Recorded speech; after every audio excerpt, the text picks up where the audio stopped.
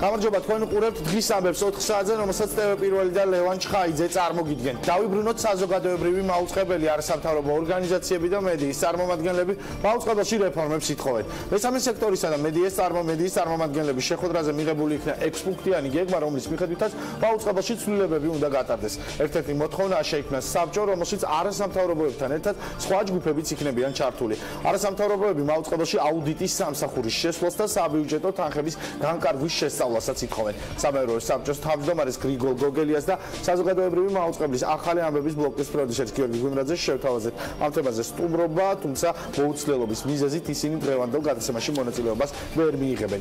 წევრები და პოეტები კი მაუწყებელში ისევ ბოიკოტს აცხადებენ, პარალელურად მაუწყებლის შიდა რეგულირების საბჭოს მოწოდების მიუხედავად მაუწყებლის გვერდზე ისევ დევს ზვიად რატიანის დაკავების ვიდეო, რომელსაც საკმაოდ ნეგატიური რეაქცია მოყვა. უნდა აღინიშნოს, რომ შიდა რეგულირების საბჭო მიუხედავად იმისა, რომ მიუთითებს მაუწყებელს აიღოს ვიდეო, რატიანის ვიდეოს განთავსებას ართვის ეთიკის წესების დარღვევად. ამ ფონზე საკმაოდ კრიტიკულ განცხადებას აკეთებს საზოგადოებრივი მაუწყებლის სამეურვეო საბჭოს წევრი. ჟურნალისტური ეთიკის ქარტია არის ერთი ჩვეულებრივი არასამთავრობო ორგანიზაცია, ASO, რომელსაც ჰყავს 311 წევრი ხელმომწერი. ამ შინაარსის პოსტი საზოგადოებრივი მაუწყებლის სამეურვეო საბჭოს ერთ-ერთმა წევრმა გია იაკობაშვილმა სოციალურ ქსელში განათავსა. იაკობაშვილი მიუთითებს, რომ ამ 311 ხელმომწერიდან უმრავლესობა არის რეგიონიდან და მათთვის სასიცოცხლოდ აუცილებელია დონორებთან ურთიერთობა, რაც ფაქტობრივად შეუძლებელია ეგრეთ წოდებულ ქარტიაზე ხელმოწერის გარეშე, ანუ თუ ზვიად ქორიძეს და სხვა ზვიად ქორიძეებს ხელს არ აუწევენ და თავს არ დაუქნევენ, კაიჩიც დაიჭერენ, ასე რომ შეეშვით მათ ASO-ზე სტატუსების წერას და ქოთქოთს. ეგენ ისეთივე ჟურნალისტები არიან, როგორც ბუღაძე ტურაშვილი, მწერლები და ქეთათო სტეფანე მომღერლები. დაიკიდეთ და გულზე მოგეშვებათ და საერთოდ ბოლომდე დაიკიდეთ ეს მესამე სექტორად წოდებული მეხუთე კოლონა. თქვენი ქოთქოთი მათ CV-ებში იწერება, აქტივობაში ეთლებათ, რის გარეშეც ევროპაში დაფუძნებული და რუსეთიდან დაფინანსებული ფონდებიდან სუყე გრანტებს კი არა სამში თამამს მიიღებენ. ეს არის პოსტი, რომელიც გია იაკობაშვილმა დაწერა Facebook-ზე, თუმცა მას ძალიან მალე უპასუხა ჟურნალისტმა, რეგიონალური მედიის რეგინფოს ერთ-ერთმა დამფუძნებელმა გელა მთივლიშვილმა. იაკობაშვილი არის საზოგადოებრივი მაუწყებლის სამეურვეო საბჭოს წევრი, პარლამენტმა საბჭოს წევრად ის 84 ხმით 2-ის წინააღმდეგ 2017 წლის ივნისში აირჩია და წევრობის უფლება 2020 წლამდე აქვს. მისი ყოველთვიური ხელფასი 3800 ლარია, აცხადებს მთივლიშვილი. რას ფიქრობენ დეპუტატები ადამიანზე, რომელიც აირჩიეს და არის მონაწილეობს სამეურვეო საბჭოს მუშაობაში? რა კომენტარი კეთდება ამ პოსტის შემდეგ საქართველოს პარლამენტში? ამ თემაზე ჩვენი ჟურნალისტი რუსუდან ჯაბანიშვილი ჩაგვერთვება პირდაპირ ეთერში და მოგვიყვება თუ რა განცხადებები გაკეთდა გია იაკობაშვილის საკმაოდ ხმაურიანი და შეიძლება ითქვას სკანდალური პოსტის შემდეგ საპარლამენტო უმრავლესობის მხრიდან. დიახ, გიორგი იაკობაშვილის საკმაოდ სკანდალური განცხადების შეფასებისგან დღეს საპარლამენტო უმრავლესობის წევრებმა თავი შეიკავეს. ისინი ამბობენ მხოლოდ იმას, რომ ის პოსტი, რაც მან სოციალური ქსელის საშუალებით გაავრცელა, არის მისი პირადი პოზიცია. შესაბამისად არ მიიჩნევენ საჭიროდ, რომ მათ კონკრეტული განცხადებები გააკეთონ ამასთან დაკავშირებით. ამბობენ ზოგადად მხოლოდ იმას, რომ ამ მსგავსი ტიპის განცხადებები ვერ შეარყევს საზოგადოებრივი მაუწყებლის რეპუტაციას და ობიექტურობას.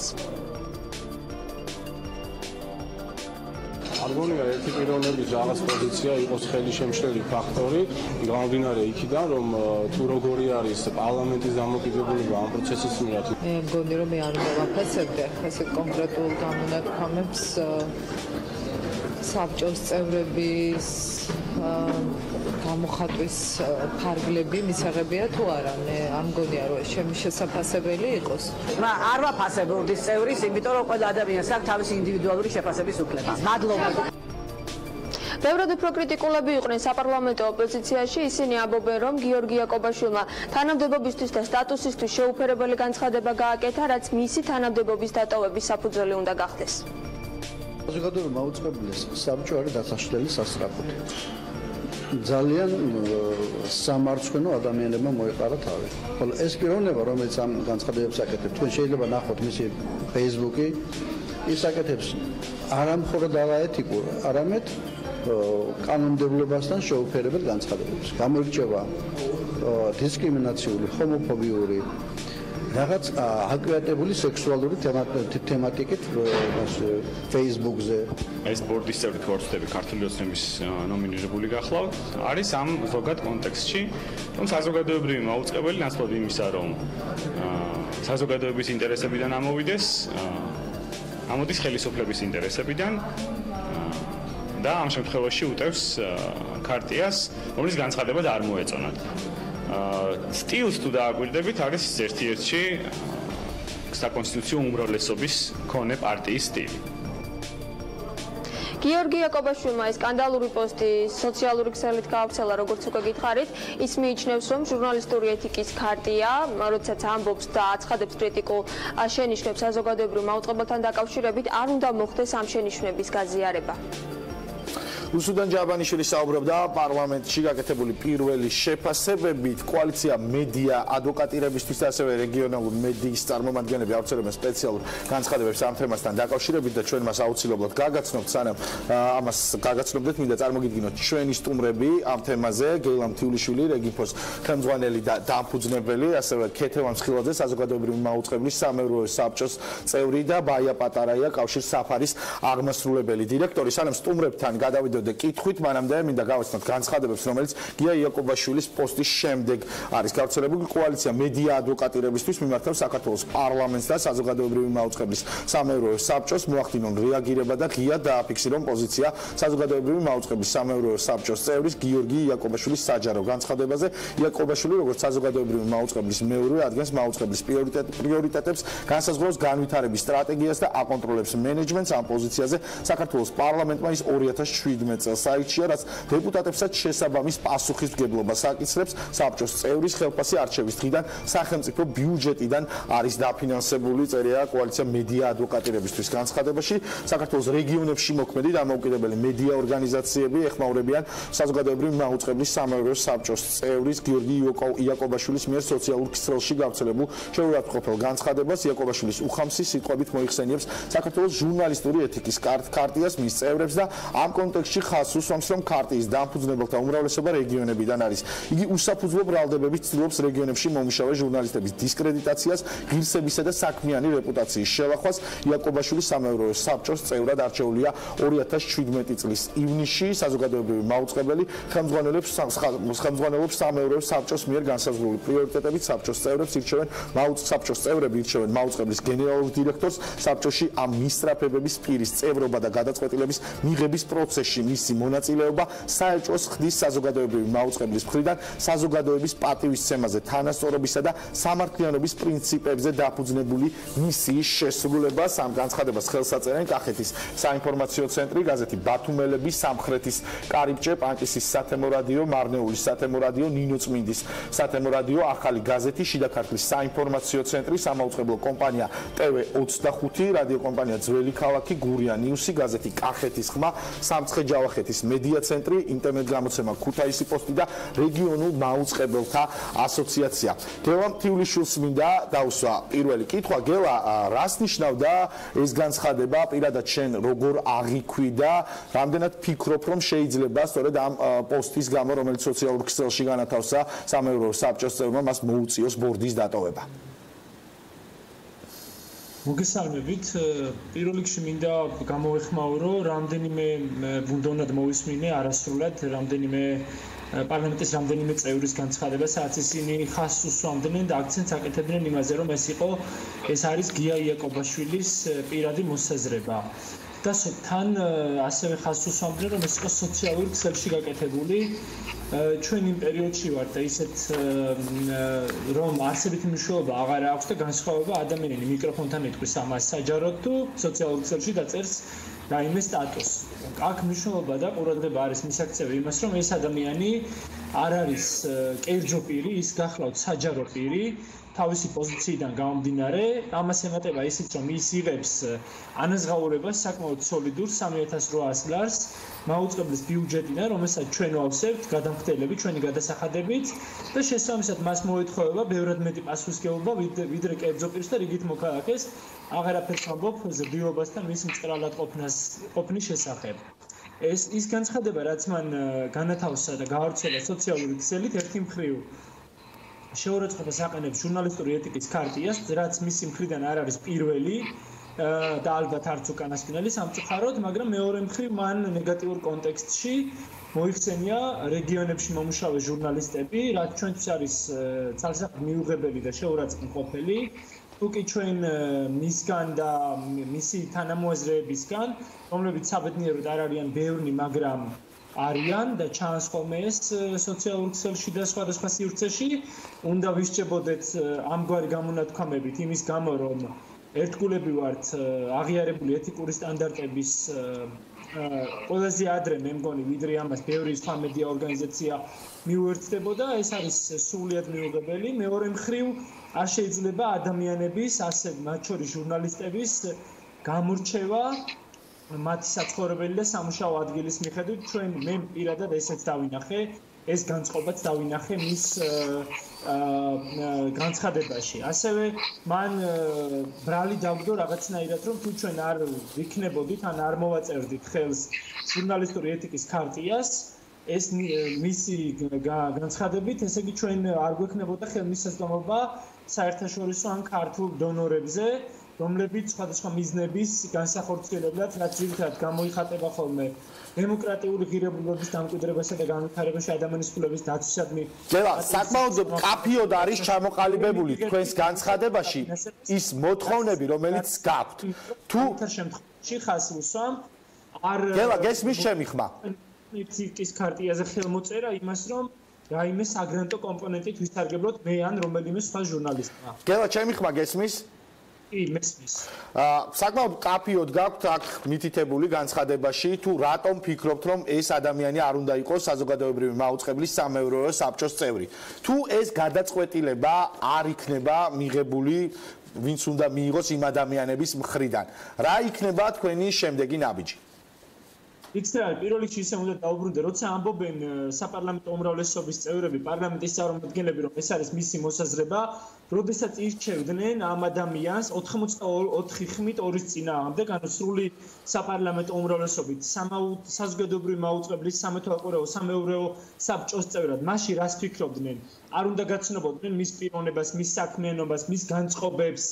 ასეთ განწყობებზეა საუბარი, ის არამხოლოდ ერთ კონკრეტულ ორგანიზაციას ძდებს ბრალს უსაფუძვლო ბრალს, არამედ ზოგადად არასამთავრობო სექტორის მიმართ ის გამოირჩევა ამგვარი განცხადებებით საზოგადოებრივი ორგანიზაციების მიმართ. ეხლა უკვე რეგიონულ ჟურნალისტებსაც გადაწყვეტა და მისი განცხადებები არამხოლოდ დისკრედიტაციის გადისკრედიტებელია, არამედ ბევრ შემთხვევაში მათ შორის მისი განცხადებები შეიცავს გარკვეულ დისკრიმინაციასაც, რომ აღარაფერი ვთქვა იმ უხამსობასა და უცენზურო სიტყვების გამოყენებაზე, რასაც ის თავის განცხადებაში იყენებს. მე ვფიქრობ, რომ საპარლამენტის წევრებმა, კონკრეტულად უმრავლესობის წევრებმა, მათ შორის ყველაზე მეტი პასუხისმგებლობით უნდა მოეკიდნენ ისინი ამ განცხადებას. არ ვიცი რა სამართლებრივი ბერკეტი მართლა არ ვიცი ამ წუთში რა სამართლებრივი ბერკეტი არსებობს ამ ადამიანის მიმართ გარკვეული ზომების მისაღებად, თუმცა ის ერთი არ ცემს პატივს არასამთავრობო ორგანიზაციების წარმომადგენლებს, რომლებიც ჩვენი საქმიანობით მისთვის მიუღებლები ვართ, მაგრამ მეორე მხრივ ის აყენებს არამხოლოდ ზიანს საზოგადოებრივი მაუწყებლის იმიჯს, იმიტომ რომ ჩემთვის მაგალითად, როგორც საზოგადოებრივი მაუწყებლის მომხმარებლისთვის და მაყურებლისთვის, საეჭვო ხდება ის პოლიტიკა, რაც შეიძლება საზოგადოებრივმა მაუწყებელმა გაატაროს. მადლობა, გელა. როდესაც სამეურვეო საბჭო ამტკიცებს მაუწყებლის პროგრამულ მიმართულებას, პრიორიტეტებს, ის ირჩევს დირექტორს, მენეჯმენტის აკონტროლებს და ასე შემდეგ და ასეთი განწყობებით მათ ბორდში უზვით ადამიანი ძალიან რთულია იქ თუნდაც ის უმცირესობაში იყოს ვისაუბროთ რაიმე ღირებულებებზე, განვითარებაზე. სწორედ აი ამ კითხვით მინდა უკვე გადავიდე საზოგადოებრივი მაუწყებლის სამეურვეო საბჭოს წევრთან, ქალბატონ ქეთევან მსხილაძესთან. მადლობა გელა მთივლიშვილს, რეგინფოს დამფუძნებელს და ხელმძღვანელს, რომელიც ჩვენი სტუმარი იყო. ქალბატონ ქეთევან, როგორ ფიქრობთ ის, რაზეც საუბრობდა ახლა გელა მთივლიშვილი, რომ ადამიანი, რომელიც არის მაუწყებლის სამეურვეო საბჭოში და ასეთი ლექსიკით მიმართავს ჟურნალისტებს, არასამთავრობო სექტორის წარმომადგენლებს და მან კითხვის ნიშნის ქვეშ დააყენა ზოგადად მაუწყებლის ღირებულებები და სამეურვეო საბჭოს საქმიანობა არის თუ არა ლეგიტიმური ის ეჭვები და ის კითხვები, რომელიც უჩნდებათ ამ ადამიანებს გია იაკობაშვილის ამ პოსტის შემდეგ. რასაკვირველია გია იაკობაშვილის აი ამ სტატუსმა, რომელიც გამოქვეყნდა, რასაკვირველია შელახა რეპუტაცია არა მარტო სამეურვეო საბჭოსი, არამედ მთლიანად საზოგადოებრივი მაუწყებლისა და ეს ძალიან დასანანია. მე დღეს მას პირადადაც უთხარი და მედია საშუალებასაც მივეცი ინტერვიუ, რომ აბსოლუტურად მიუღებელია ეს ყველაფერი. მოსაზრებები გიასას მე არ ვიზიარებ, ცხადია, მაგრამ ერთია მოსაზრებას არ იზიარებ ვიღაცისას და მეორეა გამოხატვის ფორმა. ყველა და ყველაფერი შეიძლება გააკრიტიკოს ადამიანმა. ამაზე შეზღუდვა არ არსებობს და გვაქვს სიტყვის თავისუფლება, მაგრამ გაკრიტიკების ფორმა ძალიან მნიშვნელოვანია, ზრდილობის ფარგლების დაცვა ძალიან მნიშვნელოვანია და ეს კიდევ უფრო მეტად მოეთხოვება ისეთ საჯარო პირს, როგორიც არის ბატონი გია იაკობაშვილი, იმიტომ რომ ის წარმოადგენს სამეურვეო საბჭოს ერთ-ერთი წევრია და წარმოადგენს საზოგადოებრივ მაუწყებელს. ამიტომ მე მაგალითად ის კითხვები, ის ეჭვები, რაც გაჩნდა გიასთან დაკავშირებით, სრულიად ლეგიტიმური მიმაჩნია და ვფიქრობ, რომ ეს უნდა გახდეს ძალიან სერიოზული მსჯელობის საკითხი. არის თუ არა ეს საფუძველი იმის, რომ მან დატოვოს საზოგადოებრივი მაუწყებლის სამეურვეო საბჭო, პირადად თქვენთვის, როგორც ერთი წევრისთვის? მე მიმაჩნია, რომ ასეთი ასე ვთქვათ, გამოხტომები და ეპატაჟები არის დაუშვებელი საზოგადოებრივი მაუწყებლის სამეურვეო საბჭოს წევრისთვის. უსათუოდ უნდა იყოს დაცული ზღვარი ზრდილობასა და უზრდელობას და უხამსობას შორის. საფუძველი ცხადია შეიძლება გახდეს, მაგრამ ეს მისი სამეურვეო საბჭოს, მოდით ასე ვთქვათ, რაიმე პროცედურა იმისა, რომ მისი წევრის საქციელსა და უსაქციელობაზე რეაგირება მოახდინოს, ასეთი რამ პროცედურა გაწერილი არ აქვს. არ აქვს, იმიტომ რომ ალბათ ითვლებოდა ყოველთვის თავიდანვე კანონში, კანონი როდესაც შემუშავდა და ისედაც ითვლება, რომ აქ მოდიან ზრდასრული ადამიანები, რომლებსაც კარგად ესმით, ასე ვთქვათ, გათავისებული აქვთ დემოკრატიული ღირებულებები, კარგად ესმით რა არის დილობის ზღვარი, რა არის უზრდელობის ზღვარი, ძალიან კარგად ესმის თუნდაც სიტყვის თავისუფლების ფარგლები და ისიც კარგად ესმით თუ რას ნიშნავს საჯარო პირი, როდესაც ხარ. ანუ საჯარო პირი ხარ, იმიტომ რომ სამეურვეო საბჭოს წევრი ხარ. ასე რომ შესაბამისად ასეთი პრეცედენტი აქამდე შეიძლება ითქვას არ ყოფილა, თუ ერთი იყო მაგალითად ერთი კვირის წინ მეორე სამეურვეო საბჭოს მეორე წევრმა ეთერში ობიექტივის ეთერში ნინო ჯანგირაშვილს ობიექტივის კი არა იბერიის ეთერში ბოდიში ნინო ჯანგირაშვილს რაღაცა უცერემონიოთ მიმართა. გასაგებია.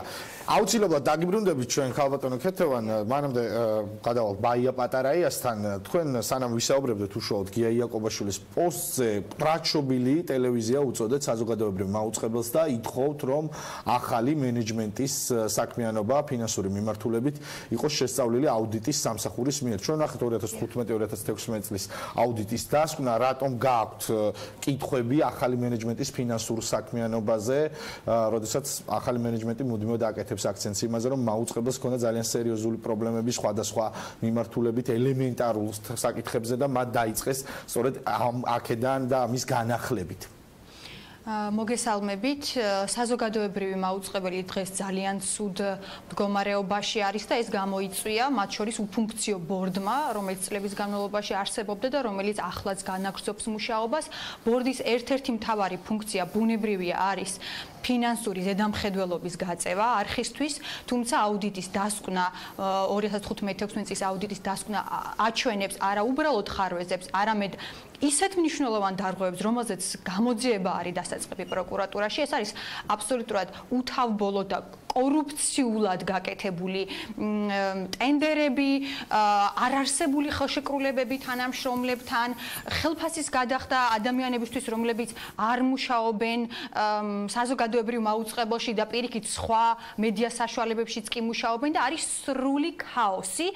2017 წელსაც ძალიან ბევრი პრობლემა იყო, იქ განათების შესყიდვასთან დაკავშირებით, თუ იჯარის აღებასთან დაკავშირებით და ჩვენ ვფიქრობთ, რომ 2017 წელიც აუცილებლად უნდა შეისწავლოს აუდიტის სამსახურმა, ვინაიდან ძალიან მძიმე მდგომარეობა არის საზოგადოებრივ მაუწყებელში და ამისი პასუხისგებლობა ერთის მხრივ ეკისრება თვითონ ბორდს, რომელიც არასრულებს თავის ფუნქციას და მეორე ბუნებრივია ეკისრება მენეჯმენტს, ხო, რომელიც ასევე ცუდად მუშაობს. მაგრამ მარტო ფინანსური პრობლემები არ არის ის მთავარი პრობლემები, რომელიც საზოგადოებრივ მაუწყებელს აქვს. ჩვენ გვაქვს ძალიან სერიოზული პრობლემა შინაარსთანაც. დირექტორის, გენერალური დირექტორის თანამდებობიდან გადადგომას და ასევე ითხოვთ აუდიტის შესვლას და ასე შემდეგ. საინტერესოა თქვენი პოზიცია აი ამ პოსტზე, რომელიც გია იაკობაშვილმა განათავსა სოციალურ ქსელში და ჩვენ ასევე მოვისმენთ უკვე ცოტა ხანში პაატა შამუგიას პოზიციას, რომელიც პოეტები და პოეტები არიან ბოიკოტში საზოგადოებრივ მაუწყებელთან და შემდეგ ისევ ქეთევან მსხილაძეს დაუბრუნდებით. გისმენთ, მაია? ჩემი აზრით გია იაკობაშვილი არ იმსახურებს საზოგადოებრივი მაუწყებლის საბჭოს წევრობას და პარლამენტმა ის აუცილებლად უნდა გაიწვიოს უკან.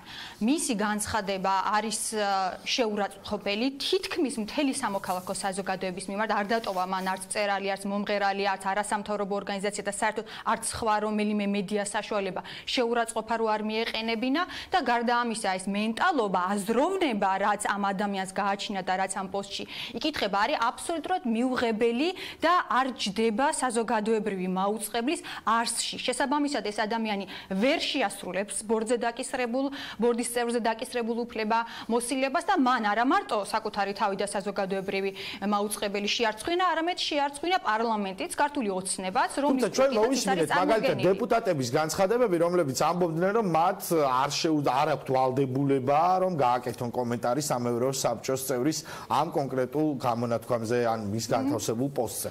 მათ ისიც თქვეს, რომ ეს პირადი პოსტია, მაგრამ ეს არანაირად არ არის პირადი პოსტი, ის არის საჯარო პირი და პირდაპირ საზოგადოებრივი მაუწყებლის პრობლემას ეხება, ანუ რაზეც ის საუბრობს, მის პირად ცხოვრებაზე კი არ საუბრობს, არამედ საუბრობს ზოგადად პრობლემებზე. ხო, შესაბამისად, ეს არის თანამდებობის პირის მიერ გაკეთებული, საჯარო პირის მიერ გაკეთებული განცხადება, რომელიც ეხება სწორედ მის საკუთარ საქმიანობას. მე ვფიქრობ, რომ პარლამენტარების ეს განცხადებები გამოწეულია იქიდან, რომ მათ ჯერ ჩამოყალიბებული პოზიცია არ გააჩინიათ, არც ერთმანეთში არ მოულაპარაკებიათ და სავარაუდოდ ამიტომ იკავებენ თავს, რომ ყველაფერს თავისი სახელი დაერქვას, მაგრამ საზოგადოება მოსთხოვს ამ ადამიანს პასუხს და პარლამენტსაც მოსთხოვს, რომ აიღოს პასუხისმგებლობა და ნორმალური ადამიანები დანიშნონ საზოგადოებრივი მაუწყებლის ბორდის წევრად. ჩვენ აქ უბრალოდ ნორმალური ადამიანები კი არ გვჭირდება მაღალი ეთიკის მქონე ადამიანები, პროფესიონალი ადამიანები, რომლებიც აწესებენ საზოგადოებას. და ახლა კი პაატა შამუგია მინდა უკვე ჩავრთოთ პირდაპირ ეთერში, პოეტი, თქვენ ხართ ბოიკოტის რეჟიმში საზოგადოებრივ მაუწყებელთან ზვიადრატიანის საქმის გამო, თუმცა საინტერესოა დღეს როგორი პოზიცია გაქვთ იმ პოსტზე, რომელიც იხილეთ ალბათ თქვენს მედია საშუალებებით, რომელიც განათავსა გია იაკობაშვილმა სოციალურ ქსელში. არის თუ არა ეს საფუძველი იმის, რომ მან დატოვოს საზოგადოებრივი მაუწყებლის სამეურვეო საბჭო? მოგისალმებით, პირველში გეტყვით, ჩვენ ბოიკოტი გრძელდება ტრადიციულად, როგორც აქამდე. მოვიდეთ ისევე გავაგრძელებთ, რაც შეეხება რატიანის საქმეს, მაგრამ ვიტყვირე მაყურებელთვისაც, როგორც ცნობილი 2 დღის წინ თუ არ ვცდები აიღო მაუწყებელმა ვიდეო, და ნაყალბები დამონტაჟებული ვიდეო, რომელიც იდო საზოგადოებრივი მაუწყებლის ვებგვერდზე, რითაც კიდევ ერთხელ უკვე თავი და თვითონაც დაადასტურეს, რომ ეს ვიდეო იყო ნაყალბები და დანაშაული, ისთვისაც თანაბრად უნდა ზღოს როგორც საზოგადოებრივმა მაუწყებელმა, ისე შინაგან საქმეთა სამინისტრომ ბოდიში ტავტოლოგიისთვის. ასე რომ რა შეეხება ახლა პოსტს, რა თქმა უნდა, ყოველდღე ესეთი მდაბიო პოსტი იყო, მეც არც მოვილი პრინციპში საზოგადოებრივი ტოპ მენეჯმენტისგან და არც იმ ბორდის წევრებისგან, რომლებიც აი ამ ტოპ მენეჯმენტს ასე ვთქვათ, ბოდიში არგონისთვის და აპრავებენ. სულიად მოსალოდნელი იყო, მე არანაირი სიურპრიზის შეგრძნება არ მქონია ამ პოსტიდან გამომდინარე. საზოგადოებრივი მაუწყებლის თვითრეგულირების საბჭო მიუთითა მაუწყებელს, რომ აეღოთ ის ვიდეო, რომელიც იდო, შემდეგ არ მოხდა აღება, თუმცა იქვე იყო მითითებული, რომ არ დარღვეულა ამით ეთიკის წესი. რა რეაქცია გქონდათ ამ განცხადებაზე? საინტერესოა თქვენ და პირადად რას აპირებთ ჯერჯერობით ზვიადრატიანის საქმესთან, მაუწყებლის სამეურვეო საბჭოს გენერალური დირექტორის ასე შემდეგ განცხადებების შეფასებებით არ მოგისმენიათ. გააგრძელებთ თუ არა ისე ბოიკოტის ფორმატით თქვენს პროტესტს, თუ თქვა შეიძლება სხვა ფორმაშიც გამოხატოთ პროტესტი? ბოიკოტი გრძელდება და რა თქმა უნდა სხვა ფორმებიც იქნება, ჩვენ უბრალოდ ველოდებით ჯერჯერობით გამოძიებას, რომელიც იწელება, მაგრამ ჩვენ ვაიძულებთ მათ, რომ რაც შეიძლება მალე დასრულდეს ეს გამოძიება და ამისთვის არსებობს სხვადასხვა არტისტული ხერხები, რითაც მათ შეუქმნით განსაკუთრებულ დისკომფორტს. ამ შემთხვევაში რაც შეეხება ამ ვიდეოს და მის შესახებ განმარტებას, ხო, ამას ქვია ოქსიმორონი, შეუთავსებლის შეთავსება. თუ არ არის დანაშაულის ნიშნები, მაშინ რატო იღებ? ვინ გაიწულებს, ხო? რასაკვირველია, რომ დანაშაულის ნიშნები არის, ვიდეო არის ნაყალბები, დამონტაჟებული, ამას ადასტურებს მინისტრი, ამას ადასტურებს ყველა ადამიანი, რომელსაც ქონია ამ ვიდეოსთან შეხება და ჩვეულებრივი სამ მოყვარულის თვალითაც რომ შევხედოთ ამას, მაშინაც კი გასაგები იქნება, რომ რა თქმა უნდა ვიდეო არის შეკოწწებული და მისი განთავსება ემსახურებოდა ერთადერთ შსს იდეას, რომ ვთქვათ უზრუნველეყოთ პოეტ ზვიადრატიანის დისკრედიტაცია და მორალურ სიბრტყეში გადაეტანათ იურიდიული საკითხი, რაც მოახერხეს, მაგრამ უკან მოუბრუნდათ ორმაგი აგრესია მწერლებისგან და საზოგადოების სხვა წარმომადგენლებისგან, რაც კიდევ უფრო მძაფრ რეჟიმში შეიძლება ითქვას გაგრძელდება. ჩვენ ჯერჯერობით ველოდებით გამოძიებას. საინტერესო იქნება მწერლები და პოეტები როგორ შემოგთავაზებენ უფრო მძაფრ რეჟიმში თავის საპროტესტო აქციებს. მადლობა პოეტ პაატა შამუგიას, რომელიც პასუხობი ფანტაზია გვაქვს, შეიძლება ითქვას. ერთად ნახავთ ამას თუ იქნება ეს უკვე საჭირო. მადლობა, პოეტი პაატა შამუგია იყო დღის ამბების სტუმარი და მაია პატარაიას და ქეთევან მსხილაძეს მინდა დაუსვა სწორედ ის კითხვა, რომელიც დაუსვი წინა სტუმარს. თქვენი აზრით, რამდენად სწორია, როდესაც დღემდე არის მის განცხადება გენერალური დირექტორის მხრიდან, სამეურვეო საბჭოს მხრიდან, ზვიადრატიანის საქმესთან დაკავშირებით და არ მომხდარა რეალურად ამ ფაქტის შეფასება და ბოიკოტს უცხადებენ ისევ მწერლები და პოეტები და არა მხოლოდ ისინი საზოგადოებრივ მაუწყებას. ძალიან ბევრი ადამიანი აწერდა ხელს იმ განცხადებას, რომელიც სწორედ ამ თემას უკავშირდებოდა. მე ვუპასუხებ პირველი. წეგან საუბრობდი იმაზე, რომ საზოგადოებრივ მაუწყებელს მხოლოდ ფინანსებთან დაკავშირებული მძიმე პრობლემები არ აქვს, სამწუხაროდ მას შინაარსთან დაკავშირებული პრობლემებიც აქვს. რამდენიმე ორგანიზაცია სწავლობს იმ შინაარსს, რასაც აწარმოებს საზოგადოებრივი მაუწყებელი და სამწუხაროდ შედეგები არის სავალალო.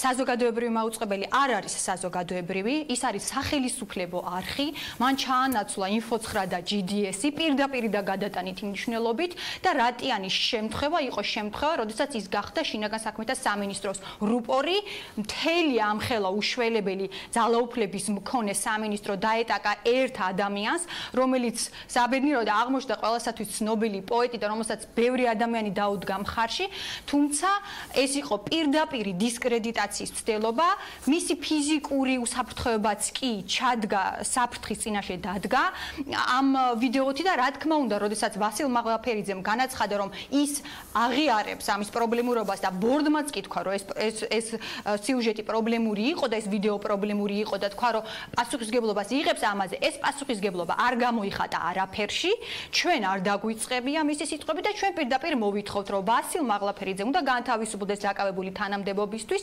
იმიტომ რომ ის არ იმსახურებს ამ პოსტს და არც საზოგადოებრივი მაუწყებელი და არც საზოგადოება არ იმსახურებს ჯიბის ტელევიზიას, რომელიც ჩვენი ჯიბიდან ფინანსდება, მაგრამ ასრულებს მხოლოდ შინაგან საქმეთა სამინისტროს თუ ხელისუფლების დაკვეთებს.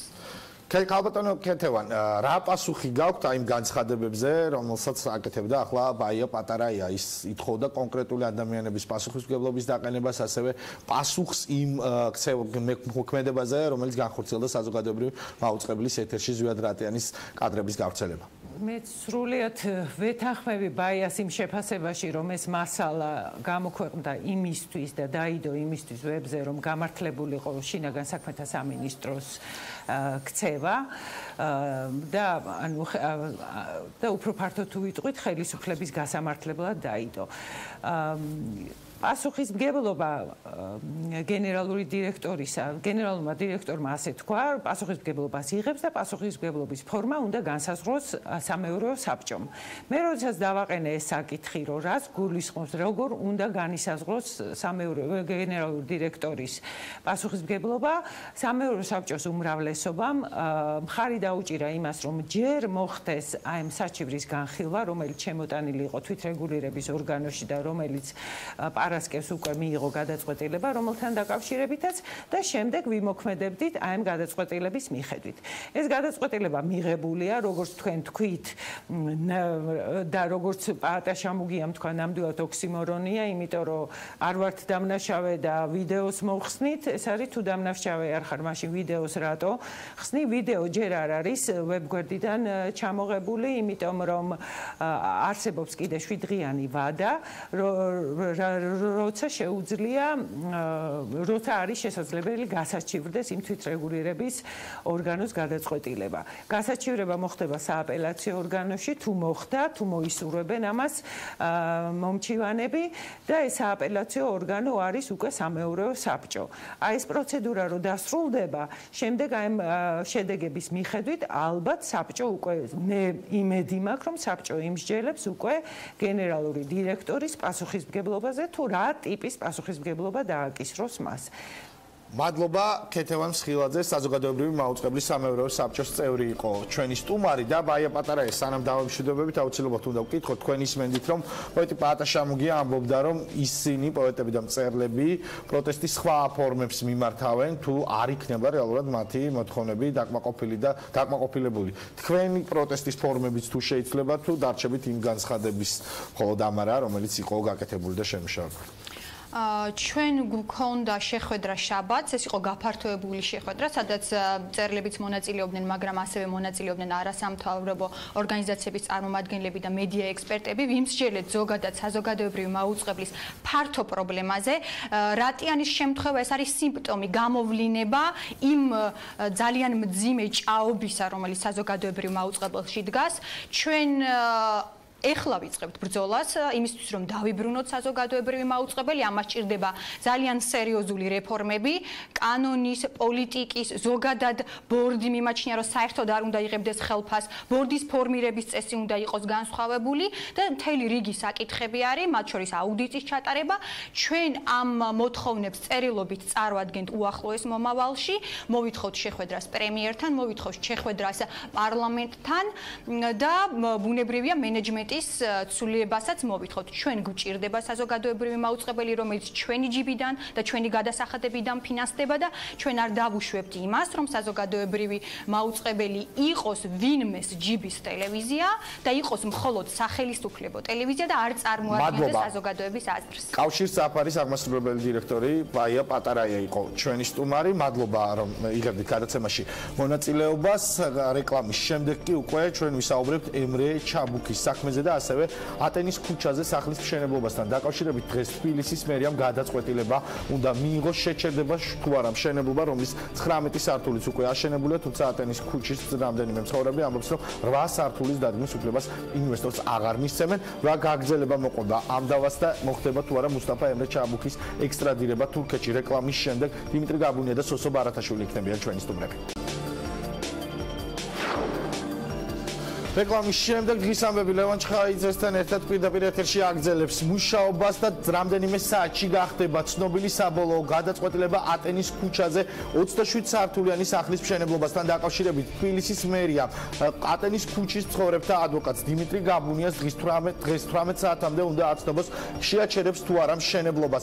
27 სართულიანი სახლის 19 სართული უკვე აშენებულია და ატენის ქუჩის მცხოვრებთა ნაწილი აცხადებს, რომ თუ სახლის 8 სართულის მშენებლობა მართლაც დასრულდება, ისინი ძალიან სერიოზული პრობლემების წინაშე აღმოჩნდებიან. სწორედ დიმიტრი გაბუნია არის ახლა ჩვენი სტუმარი, რომელიც დღეს მთელი დღეა ელოდება უკვე თბილისის მერიიდან პასუხს, თუმცა ბატონ დიმიტრი, როგორც ვიცი, ამ დრომდე არ გაქვთ მიღებული თუ რა გადაწყვეტილებას მიიღებს თბილისის მერია. როგორია თქვენი მოლოდინი და იმ შემთხვევაში თუ არ დაკმაყოფილდება ატენის ქუჩის რამდენიმე მოსახლის მოთხოვნა, რომ შეჩერდეს მშენებლობა, როგორ აპირებთ ბრძოლის გაგრძელებას?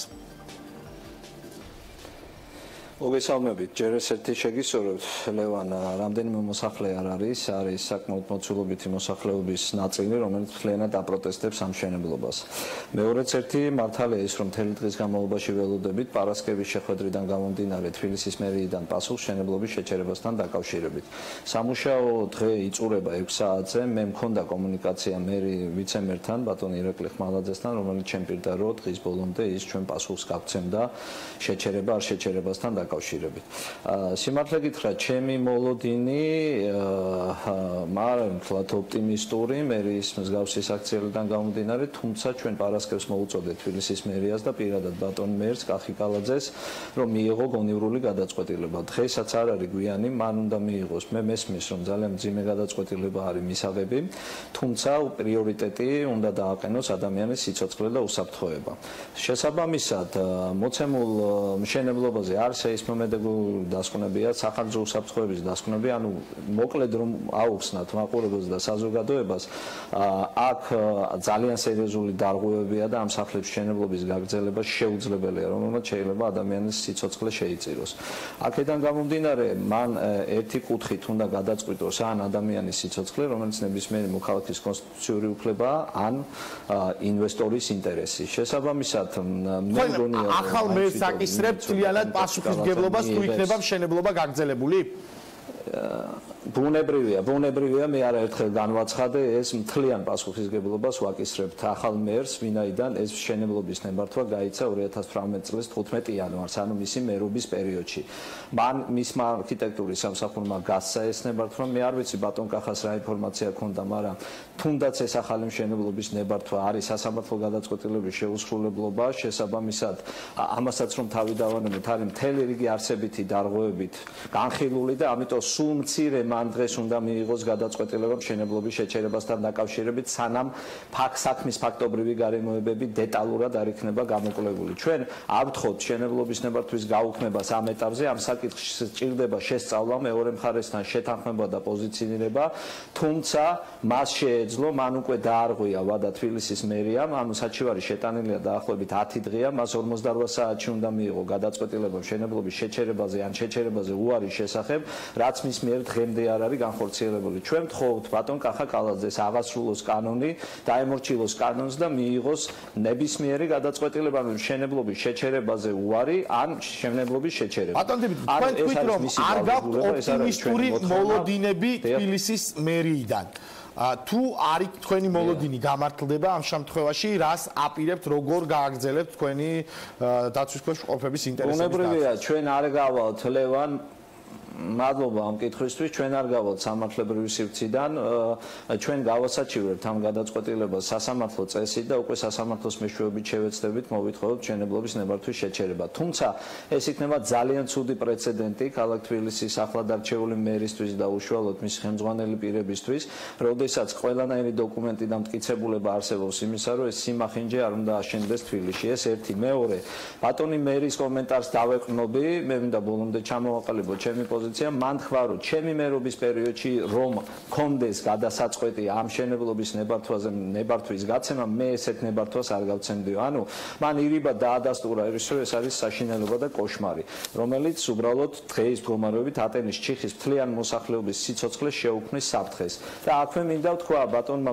მერიამ უნდა მიიღოს გადაწყვეტილება. აქ არ არის ატენის პრობლემა მხოლოდ, ეს არის მთელი თბილისის პრობლემა, ან თბილისის სასარგებლოდ, ან თბილისის საწინააღმდეგოდ. მადლობა. ამდენად მე მგონია, რომ კეთილგონივრობას უკაცრავად ბოლომდე ვიტყვი გამოიჩენს ბატონი მერი და მიიღებს სწორ გადაწყვეტილებას. წინააღმდეგ შემთხვევაში ჩვენ წავალთ სასამართლოში და სასამართლოს მეშვეობით შევეცდებით, რომ დავამტკიცოთ ჩვენი სიმართლე. მადლობა დიმიტრი გაბუნიას, რომელიც ატენის ქუჩის მცხოვრებთა ინტერესებს გისმენთ. კაცრავად, ალეო. გისმენთ, ბატონ დიმიტრი. ერთი განცხადება მინდა აუცილებლად გავაკეთო, რომელიც არის ძალიან მნიშვნელოვანი. მეორე მხარე, ანუ ადგილობრივი, ვინც უნდა მიიღოს ბინები, ახდება ამ მოსახლეობის ანგაჟირება. ამ რამდენიმე დღის წინ ჩემზე როგორც ადვოკატზე მოხდა პროფესიული ხელშეშლის ფაქტი, ჩემი ოფისის წინ ჩაატარეს საპროტესტო აქცია, დღესაც გეგმავენ, ასე ვთქვათ, მსგავსი ტიპის რაღაცა ბრიფინგს. ამდენად მე ურჩევდი მერიას, რომ ნუ დააპირისპირებს ამ ორ მოსახლეობას ერთმანეთს და მიიღოს გონივრული გადაწყვეტილება. ამაზე იქნება მკაცრი რეაგირება პროკურატურის მეშვეობით. მადლობა დიმიტრი გაბუნია იყო ჩვენი სტუმარი, რომელიც იცავს ატენის ქუჩის მცხოვრებთა ინტერესებს. ეს ადამიანები ითხოვენ, რომ კორპუსი, რომელიც 27 სართული უნდა იყოს და მისი 19 სართული უკვე აშენებულია, თბილისის მერიამ მიიღოს ამ მშენებლობაზე შეჩერების გადაწყვეტილება. 18 საათზე ელოდება უკვე ადვოკატი თბილისის მერიიდან საბოლოო პასუხს და ყველანი ერთად გავიგებთ, შეჩერდება თუ არა მშენებლობა, რომელსაც საკმაოდ დიდი ხმაური მოყვება უკვე დიდი ხანია. რაც შეეხება მუსტაფა ემრე ჩაბუკ ჩაბუქის საქმეს თბილისის საქალაქო სასამართლოს საქართველოს მთავარმა პროკურატურამ მიმართა შუამდგომლობით, რომ დემირელის კოლეჯის მენეჯერი თურქულ მხარეს გადაეცეს. ადვოკატი სოსო ბარათაშვილი აცხადებს ამ შუამდგომლობის შემდეგ, რომ სასამართლო გაიზიარებს პროკურატურის შუამდგომლობას და აუცილებლად იქნება მიღებული მუსტაფა ემრე ჩაბუქის საწინააღმდეგო გადაწყვეტილება, რომელიც შემდეგ დაცვის მხარე ამბობს, რომ აუცილებლად იქნება გასაჩივრებული საქართველოს უზენაეს სასამართლოში. სწორედ სოსო ბარათაშვილი მუსტაფა ემრე ჩაბუქის ადვოკატი არის. ახლა დღის ამბების სტუმარი. მოგესალმებით ბატონო სოსო. რატომ გაქვთ პირველ რიგში მოლოდინი პესიმისტური, რომ აუცილებლად სასამართლო გაიზიარებს პროკურატურის შუამდგომლობას? არ აქვს დაცვის მხარეს შესაბამისი არგუმენტები და მტკიცებულებები იმისთვის, რომ ეს ასე არ მოხდეს? დიახ, მოგესალმებით, მივესალმები ტელემაყურებელს. უპირველეს ყოვლისა უნდა ვთქვა, რომ პროცესი, რომელსაც თვალს ვადევნებთ თითქმის 9 თვის განმავლობაში, აღსავსე არის უკანონო გადაწყვეტილებებით, უკანონო ქმედებებით. მიუხედავად იმისა, რომ არსებობს უამრავი მტკიცებულება, მათ შორის საერთაშორისო ორგანიზაციების დასკვნები, არასამთავრობო ორგანიზაციების დასკვნები, სახალხო დამცველის რეკომენდაცია, ევროკავშირის დასკვნა, გაეროს სპეციალური მომხსენებლის დასკვნა და სხვა უამრავი მტკიცებულება, რომელიც მიუთითებს, რომ თურქეთში არის უმძიმესი მდგომარეობა ადამიანის უფლებათა თვალსაზრისით. გარდა ამის არსებობს რეკომენდაციები უშუალოდ მუსტაფა ემრე ჩაბუქის საკითხზე. ეს რეკომენდაციები გახლავთ Amnesty International-ის, ასევე საქართველოს სახალხო დამცველის, ევროპარლამენტარების, რომლებიც ჩართული არიან ამ საქმეში და ისინი ერთხმად ადასტურებენ, რომ ეს ადამიანი იდევნება მისი პოლიტიკური მოსაზრებების გამო და გარდა ამისა მას თურქეთში მოელის წამებისა და არაადამიანური მოპყრობის საფრთხე. როგორც ჩანს, საქართველოს ხელისუფლება იმდენად უწევს ანგარიშს თურქეთის ხელისუფლების მოთხოვნას, პოზიციას, რომ ფაქტობრივად ვერ ხორციელდება და არ ხორციელდება მართლმსაჯულება. ასე იყო სასამართლოებში, როდესაც იხილებოდა თავშესაფარის მინიჭების საკითხი, ანუ ლტოლვილის სტატუსის მინიჭების საკითხი. ეხლა სასწრაფოდ შეიტანა პროკურატურამ შუამდგომლობა სასამართლოში, რომელიც როგორც ჩანს ერთ დღეში განიხილება და უკვე რეალურად ჩვენ ხედავთ თუ რა შედეგები შეიძლება დადგეს. მას აპირებთ ბატონო სოსო, იმ შემთხვევაში თუ საქალაქო სასამართლო პირველი ინსტანცია მიიღებს იმ გადაწყვეტილებას, რომელზეც თქვენ საუბრობდით დღეს უკვე პროკურატურის შუამდგომლობის შემდეგ, რჩებათ უზენაესი სასამართლო. ფიქრობთ თუ არა, რომ თქვათ უზენაეს სასამართლოში მაინც მოხდება ამ ადამიანის მიმართ სამართლიანი მართლმსაჯულების აღსრულება? დიახ, ჩვენ გვჭირდება არა მხოლოდ უზენაეს სასამართლო, ჩვენ შეგვიძლია ამავე პერიოდში მიმართოთ ადამიანის უფლებათა ევროპულ სასამართლოს შუამდგომლობით, რათა ევროპის სასამართლოს რეგლამენტის 39 წესის თანახმად შეჩერებული იქნას მუსტაფა ემრე ჩაბუქის თურქეთში ექსტრადიცია და ამას როგორც წესი სასამართლო იხილავს დაუყოვნებლივ 24-დან 48 საათის განმავლობაში. უპირველესი იმედი სწორედ ევროპის სასამართლოსი გვაქვს ჩვენ ამ შემთხვევაში და ფაქტობრივად მომზადებული არის შუამდგომლობა ახალგაზრდა იურისტთა ასოციაციასთან ერთად და იმ შემთხვევაში თუ ხვალ მიიღებს სასამართლო უკანონო გადაწყვეტილებას და ნებას დართავს სათანადო ორგანოებს, რომ მოახდინონ თურქეთში მუსტაფა ემრე ჩაბუქის ექსტრადიცია, მაშინ პარალელურად უზენაეს სასამართლოში საჭირო შეტანასთან ერთად ჩვენ გავაგზავნით შუამდგომლობას ადამიანის უფლებათა ევროპულ სასამართლოში. ნახავთ თუ რა მოხდება, რა გადაწყვეტილებას მიიღებს სასამართლოს პირველი ინსტანცია და შემდეგ უკვე როგორ განვითარდება პროცესები. მუსტაფა ემრე ჩაბუქის ადვოკატი სოსო ბარათაშვილი იყო დღის ამბების სტუმარი და დღის ამბების 4 საათიანი ამშობის ბოლოს მინდა აი აქციის შესახებ გიამბოთ, რომელიც გაიმართა ცოტა ხნის წინ თბილისში საქართველოს პარლამენტის წინ. აქცია გამაფრთხილებელი იყო და მისი სლოგანი იყო გახდე შრომა უსაფრთხო. საქართველოს პარლამენტში ჯანდაცვისა და სოციალურ საკითხთა კომიტეტის ხდომაზე შრომის უსაფრთხოების შესახებ გამოპროექტის საკომიტეტო განხილვის პარალელურად პროფკავშირების ახალგაზრდული ორგანიზაციის წევრებმა გამართეს ეს აქცია. ისინი მოუწოდებენ პარლამენტს, რომ აუცილებლად მიიღონ კანონი იმის შესახებ, რაც უზრუნველყოფს ადამიანების უსაფრთხო შრომას. დღეს მდგომარეობით 480-ზე მეტი ადამიანი არის გარდაცვლილი და 800 არის დაშავებული სხვადასხვა სამუშაო ადგილებზე საქართველოში. ჩვენთვის მიუღებელია აღნიშნული კანონპროექტი, მიუღებელია ის ფაქტი, რომ შრომის ინსპექტორებს ისევ არ ეძლევათ სამუშაო ადგილებზე უპირობო დაშვების საშუალება, მიუღებელია ის ფაქტი, რომ აღნიშნული კანონპროექტი ვრცელდება მხოლოდ და მხოლოდ მძიმე მავნე და საშიშპირობებიან სამუშაოებზე. ამიტომ მოუწოდებთ სახელმწიფოს შექმნას რეალური მექანიზმი, ეფექტური მექანიზმი და არა თვალებში ნაცარი შეაყაროს საზოგადოებას და უთხრას, რომ მან რაღაც გააკეთა ამისთვის. ქმედითი შრომის ინსპექცია არის აუცილებელი იმისათვის, რომ დასაქმებული უფლებები სამუშაო ადგილზე იყოს დაცული. ასეთი იყო დღის ამბები 4 საათზე, მე გემშვიდობებით, მაგრამ გეტყვით, რომ 18 საათზე სახალხო დამცველი ნინო ლომჯარია მუსტაფა ემრე ჩაბუქის თემაზე საგანგებო ბრიფინგს გამართავს. გემშვიდობებით 7 თებერვლამდე, ხვალ კი ამ სტუდიაში უკვე თავარი თემებით, თავარი სტუმრებით იქნება ვახო სანაია დღის ამბებში 2 საათზე.